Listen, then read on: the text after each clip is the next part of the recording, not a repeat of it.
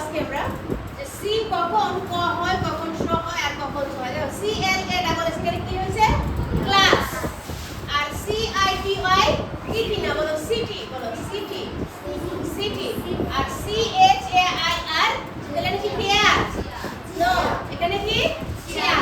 আজকে তুমি বসে যাও, আজকে আমরা বিস্তারিত জানবো কখন সি কখন ক এর উচ্চারণ হয়, আর সি কখন দুটা স এর উচ্চারণ হয়, আবার কখনো কি স এর উচ্চারণ হয়। তাহলে সি কখনো কি হয় ক হয়। সবাই মনোযোগ দাও, সকালে বোর্ডের দিকে তাকাও এবং আমার কথাগুলো শোনো, লিসেন কেয়ারফুলি।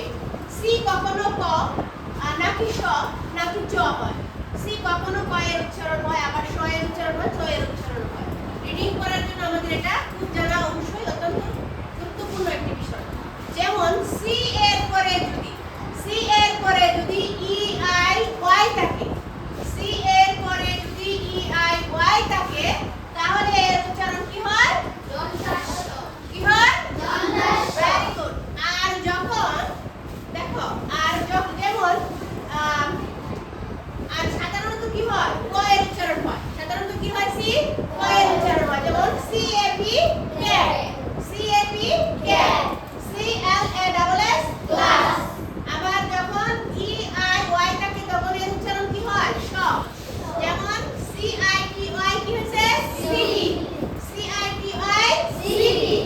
আবার সি ই এল সেন এস ও আর সর, তাহলে কি হচ্ছে সেন্সর। তাহলে আমরা কি পাইলাম, দুইটা রূপ পাইলাম, সি এর ক পেলাম এবং স পেলাম। এখন ছ এটা দেখো, আর যখন সি এর সঙ্গে সি এর সঙ্গে যখন সি এইচ একসঙ্গে থাকে, তখন সি এর উচ্চারণ ছ হয়। কি হয় ছ হয়। যেমন C H A I R কি C, H H A I chair চেয়ার। এরপর C H A chap, T ই আর টার চ্যাপ্টার। তাহলে দেখো আমরা কি পেলাম, সি এর কয়টা উচ্চারণ পেলাম, তিনটি। কয়টা উচ্চারণ পেলাম আমরা সি এর কি কি, কখনো ক এর উচ্চারণ হয়, পরে হ্যাঁ কখন যুক্তাক্ষর হয়, যখন সাথে ই আই ওয়াই যখন থাকে তখন কি এর উচ্চারণ কি হয় যুক্তাক্ষর হয়। আর যখন সি এইচ একসাথে থাকে তখন এর উচ্চারণ কি হয় ছ হয়। বুঝতে পেরেছি আমরা সবাই বিষয়টা?